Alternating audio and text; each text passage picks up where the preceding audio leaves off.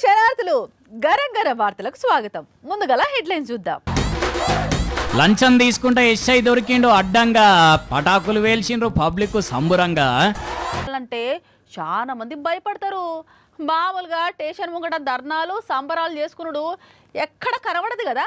అయితే ఈడ ఒక స్టేషన్ దగ్గర ఏమైందంటే టపటపటపటపని టపాకాయలు జోరుగా వేల్చిండ్రు. పబ్లిక్ మొత్తం హుషారుగున్నారు. మస్తు అంటే మస్తు సంబరాలు చేసుకుంటున్నారు. మీదికెంచి ఇది స్టేషను. అసలు పోలీసులు అట్లెట్లా పర్మిషన్ ఇచ్చిండ్రు? వీళ్ళెందుకు ఖుషి ఖుషి అవుతున్నారు అంటే ఇగో ఇందుకు.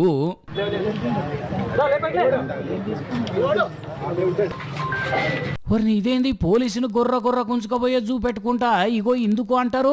అసలు ఏమైంది? ఈ పోలీస్ అయినా ఇట్లెందుకు చూపెట్టిండ్రు? ఈ బాంబులు కాల్చుడేంది అంటే ఈ పోలీస్ గారు మెదక్ జిల్లాలో ఎస్ఐ, పేరు రాజేషు. అయితే ఒక దొంగతనం కేసులో అతి తెలివి చూపెట్టి 50,000 లంచం తీసుకుంటా దొరికిపోయినట.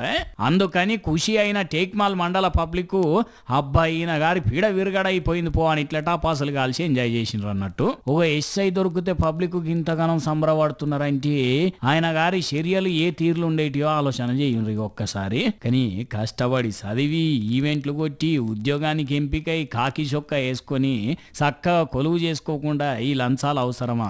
ఈ లంచం కేసు వీడియో యూట్యూబ్ లో ఉన్నన్ని రోజులు ఈ సార్ గారికి సురకలు పెట్టినట్టే ఉంటది పోన్రిగా.